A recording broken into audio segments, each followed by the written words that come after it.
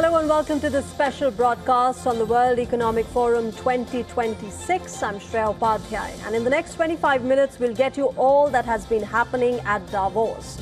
The WION team is on ground getting us the latest, and later I'll be speaking with voices from India and America to get you perspectives which go beyond the big headlines that emerge out of Davos.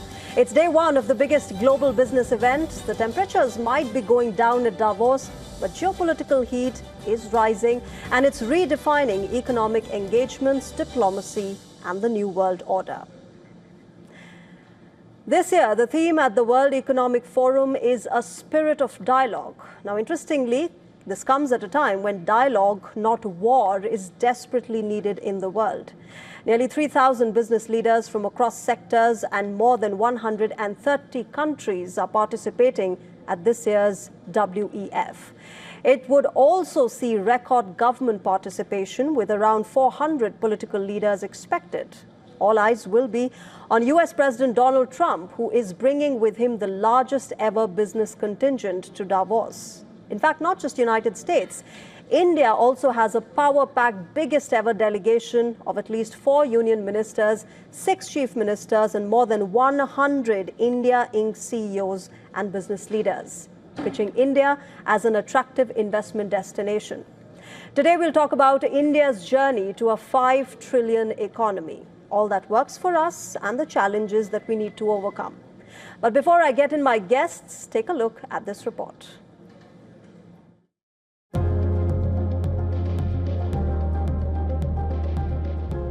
India has officially overtaken Japan to become the world's 4th largest economy with a nominal GDP of $4.18 trillion. Prime Minister Narendra Modi has reaffirmed his government's vision of reaching a $5 trillion economy, highlighting that the foundation for growth has been laid over the past decade. Between 2014 and 2025, India's GDP nearly doubled, driven by structural reforms, digital transformation, and robust policy measures. But as global uncertainties and trade frictions mount, what will it take for India to reach that milestone? India is in a rare Goldilocks phase, with low inflation and strong growth, creating a favorable environment for expansion. The RBI has been cautiously cutting rates and ensuring abundant liquidity for borrowers. Previous monetary easing has injected billions into the system. On the regulatory side, banking rules and capital market regulations have been simplified, while the new labor code promises streamlined compliance, making it easier for businesses to invest and hire. India's growth engine is powered by people, technology, and innovation. Over 30 million youth have been trained under skill development programs, while investments in IITs, IIMs, AIMS, and billions in R&D corpus are driving human capital and innovation. The startup ecosystem is now the 3rd largest globally, while tourism potentially contributing 10% of GDP, and infrastructure projects like the Urban Challenge Fund are generating jobs. Manufacturing and the automobile sector have also expanded rapidly, with the industry now the 3rd largest globally and a turnover exceeding 22 lakh crore rupees. However, challenges remain. Exports are subdued amid global trade tensions, and manufacturing capacity utilization has fallen. Economists predict that while India is on track, sustaining the path to $5 trillion will require continued reforms, strategic investment, and the productive absorption of capital. It's also crucial to turn volatility into opportunity, with India already solidifying trade deals with multiple countries to offset U.S. hostility. Still, a trade deal with the U.S. in the first half of 2026 will help its prospects and boost foreign investor confidence in India's growth story. Business Bureau Report, WION, World is One.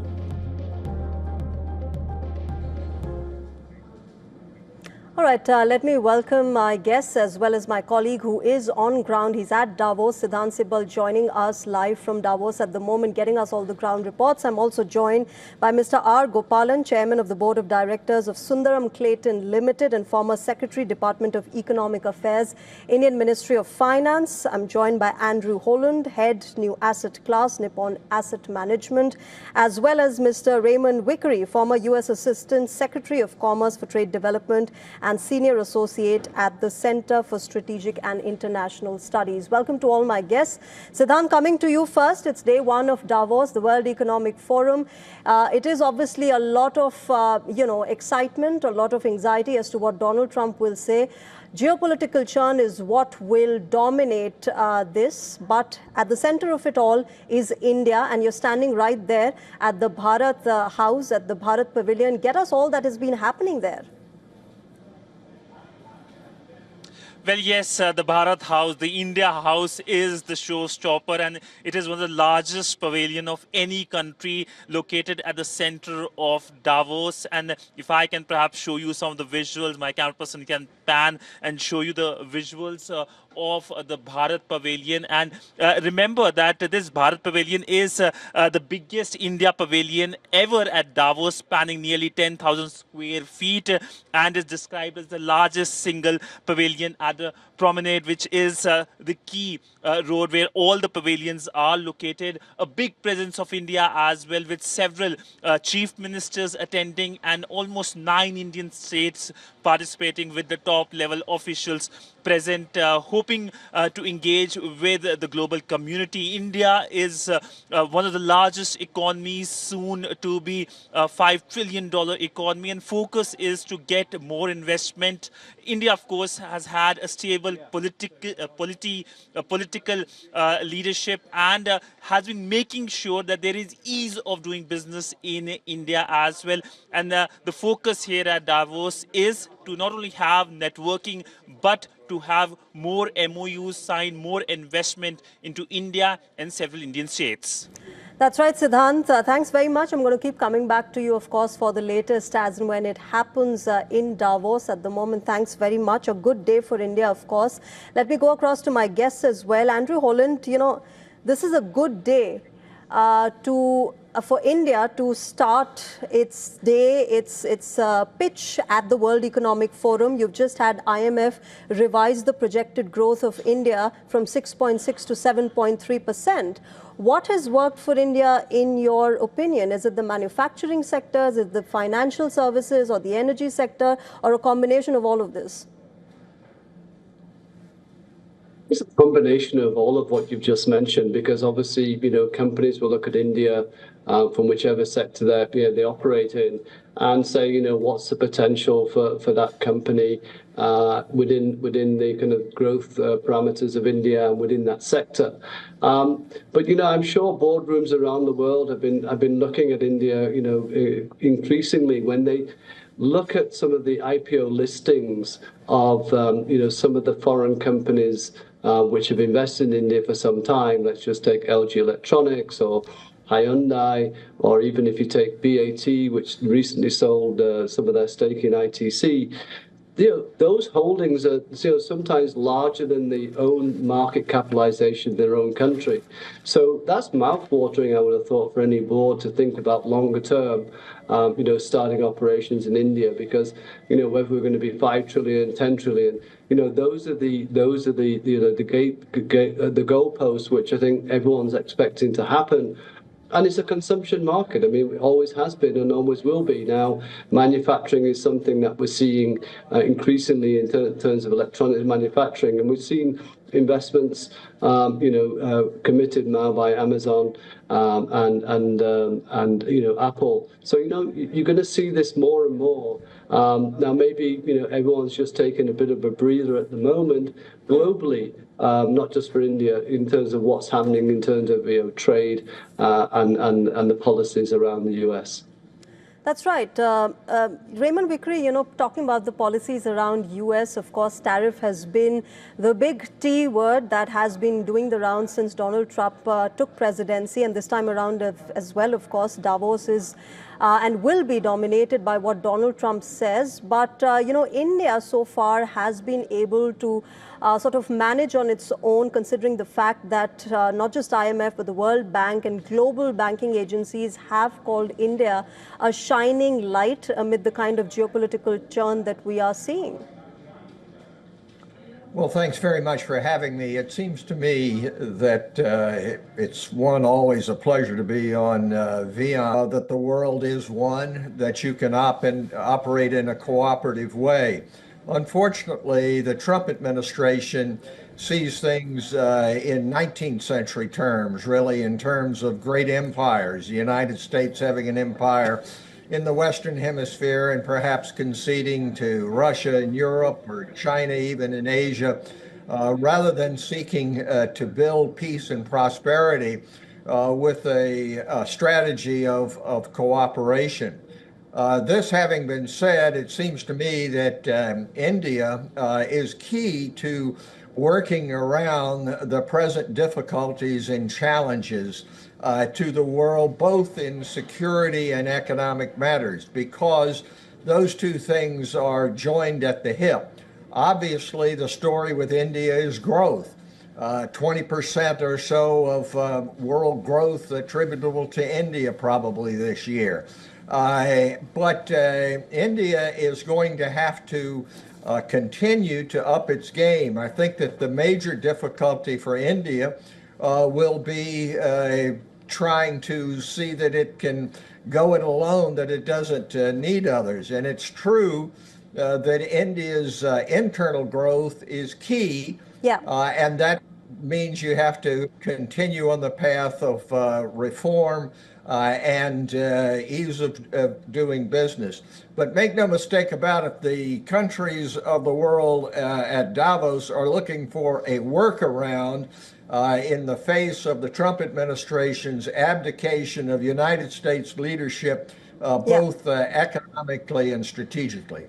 Absolutely. And Mr. Gopalan, I know you were vociferously agreeing with Mr. Vickery when he said that domestically there have been policies and reforms that we have done so that domestically we strengthen. And I want to take our focus from the kind of international challenges that India has been facing to the kind of domestic gains that we have made over the past years. I'm talking about the kind of phenomenal growth that the GST has seen, the kind of GST revenue that has come in. And I have some numbers with me here. The investment on NHAI, for example, the national highways, has been 2.4 lakh crores just in 2024-25.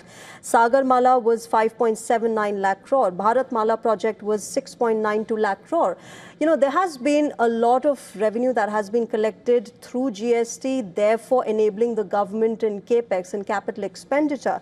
Do you therefore think GST has also been one of the greatest contributors to the kind of growth that the Indian economy has seen and will see till we achieve the 5 trillion mark that we have set for ourselves? Yeah, I think GST is one of the signature reforms of in the past decade, along with a number of them like IBC, the labor codes which have come in now, the DBT, which is another area where we have moved very, very swiftly, more on decriminalization and repeal of useless laws which were only on statute books but not applied at all.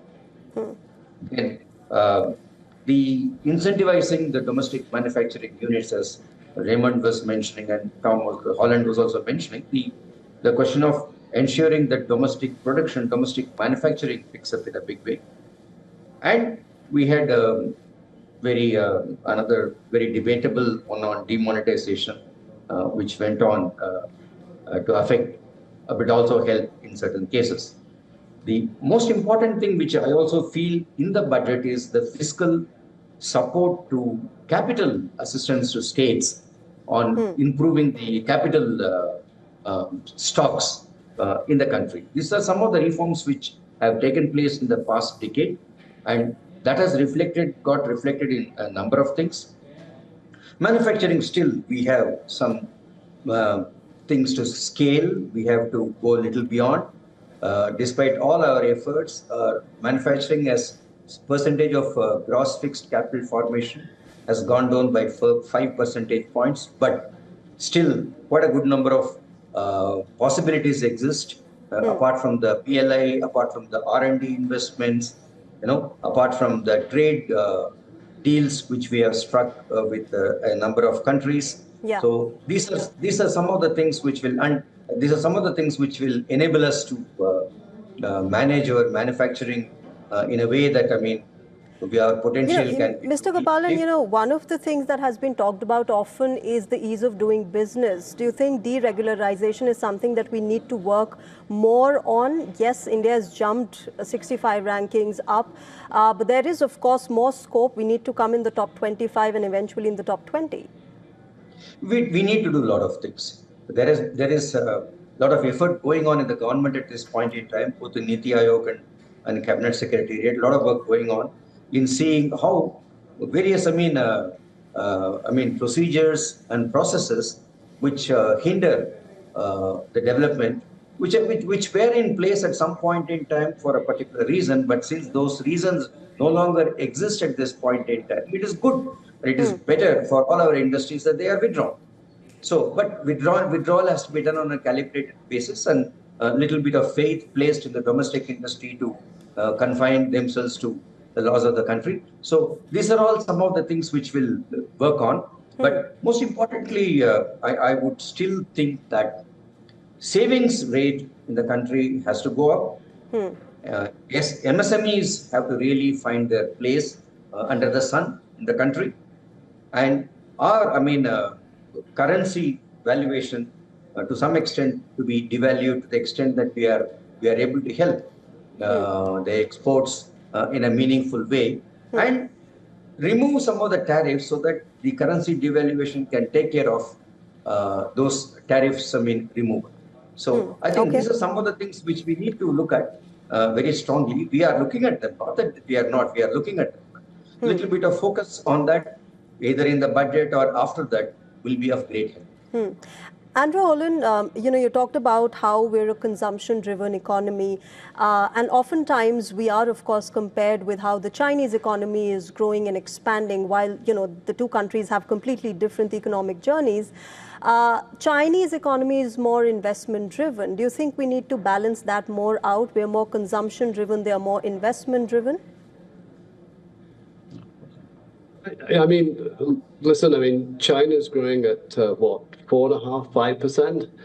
So they had their big investment program a long time ago, and now India's growing at 7%. So we're at different kind of levels of growth at the moment to compare like for like now. India's per capita GDP is $2,500 to $3,000, and as that continues to rise, what you're going to see, and you've been seeing it, I'm sure yourself, is either travel driver has been really the. Okay, there seems to be a little bit of a network problem, Mr. Holland. We'll fix that. Meanwhile, let me go across to Mr. Raymond Vickery. Mr. Vickery, Donald Trump has been called the great disruptor of our times. And, the theme for Davos this year is the spirit of dialogue. And there is anything but dialogue that is happening around the world with the kind of wars that we are seeing and the kind of conflicts that are erupting now. In that, of course, India's been trying to balance its way out, maneuver her way through all of these external challenges. How do you see this moving forward? Does Donald Trump understand the kind of market that India gives to the American manufacturers and, the sellers there? I don't think Donald Trump understands India at all. I don't think he appreciates that India is one of the great democracies of the world. And moving forward in the 21st century, cooperation between these two largest democracies is absolutely essential for optimal growth, whether it be economic or in security. Unfortunately, President Trump's orientation is that of a real estate developer who wants to make a deal in which he comes out on top and can declare victory and move on to the next deal. That, of course, is not the way in which you build peace and prosperity. I think that his cavalier approach to India shows his lack of appreciation for the importance of India. He is centered upon present power and the deals that he can make with present power. So he's more centered on China than he is on the largest democracy in the world, which is extremely unfortunate. What is fortunate is that Donald Trump is not the United States of America. And there are workarounds which India is finding with other democratic partners, other opportunities for growth throughout the world. And within the United States, the business delegation, which is at Davos, is fully prepared to work with the private sector in India, as supported by the Indian government, to be able to work around the discontinuities and disruptions which President Trump is providing to the world. Okay, we've got Andrew Holland back with us. Mr. Holland, we were talking about how India and China are compared, but obviously India has had her own journey as well with respect to different advanced economies of the world. And therefore, how do you see India now going forward? We've managed to sort of, maneuver our way through the external headwinds over the years, whether it was the COVID pandemic or the Russia-Ukraine war. There's been constant optimism about the growth of Indian economy. How do you, see this moving forward? Very optimistic that the domestic driven economy, which is what we are, we've never been a big exporting economy, will continue to see that 6-7% GDP growth. I think where we are at the moment in terms of per capita GDP of 2,500 to 3,000, as that increases, what we're going to see is people spend more money. I mean, you've already seen, and I'm sure you're experiencing, premiumization, whether it's from you're drinking coffee to going to hotels. So everyone's moving up the curve, and I think that's great news for the domestic economy. And I think that's what investors like about India on a long-term basis. I think the disappointment, if there is one, is that private capex is yet to pick up. And that may be because of uncertainties around, obviously since President Trump's come in. And once that's resolved, then we'll start to see private capex start to pick up, because the government's done some great work in terms of highways and ports and getting from factory to the docks in a much quicker time frame than it used to be. So the costs are coming down for exporters as well. So I can just see that the combination of those two, if there was to happen, could propel GDP growth above 7%, particularly if private capex comes in, because the government's doing a lot of heavy work themselves in terms of capex. But at some point, it will also have to look at the fiscal side of it and the state side of spending, and maybe just kind of ease back a little bit and let the private sector take over. Okay, I'm going to take this straight across to Mr. Gopalan, somebody who's worked under the government, and he knows, what has been going on within the government and the kind of policies that we have undertaken in the last few years. Mr. Gopalan, private capex, urbanization, ease of doing business, expanding exports, are these the few things that we still need to work upon? Yes, we need to work upon these things very, very clearly with a great focus. On manufacturing, let me tell you that, we have a few structural problems. Manufacturing as percentage of GDP has not grown. It is static over the last about 20 years. Now, if you look at the way why this is happening is that the returns for manufacturing, thanks to a number of issues like costs of doing business and those kind of laws and regulations which stymie, plus the nominal growth rate of the economy, which should really, go up to the extent to overcome these costs. And to take these costs, if we add on to the cost, then the returns must be higher than the sum of these, which is not happening at this point in time. Why is it not happening at this point in time? There is quite a good amount of, monopolistic tendencies in business in the manufacturing side, steel and cement and those other things. Now, what are we going to do to ensure that these kind of, monopolistic tendencies are able to be whittled down? How MSMEs are going to be enabled to not only to get into the manufacturing field, but also do the exports, and how we are going to ensure our exports go across to different parts of the world, not focused on a few countries in the world. Then on the urban side, which India is becoming a very urbanized country. Now about 35% is urbanization. There are some states which do even 45% to 48%.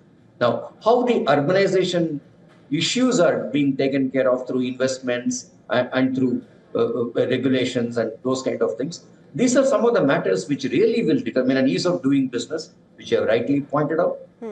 Unless we are able to go up that ladder and make ourselves a really good place to do business with the ease of doing business rankings, improving significantly. I think these are, whatever you have mentioned just now, are very important for us to achieve a higher growth rate. Otherwise, we should be satisfied at 7%. I think we should reach 8%. If we reach 8%, then we can reach 5 trillion in about 3 years.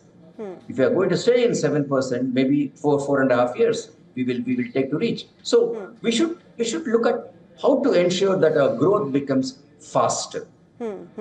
It is fast, and of course, we've overtaken the likes of Japan, France, UK, Brazil, all of these countries. And hopefully, when we work on these sectors that you talked about, Mr. Gopalan, we will, of course, be able to have that kind of growth that we all aspire to have. And India will be the key driver of global growth, as the world bodies claim it to be. I'll leave it there. Thank you very much to all of you gentlemen, Mr. R. Gopalan, Mr. Andrew Holland, and Mr. Raymond Vickery. Pleasure talking to all of you. Thank you very much for the perspective. Thank you very much.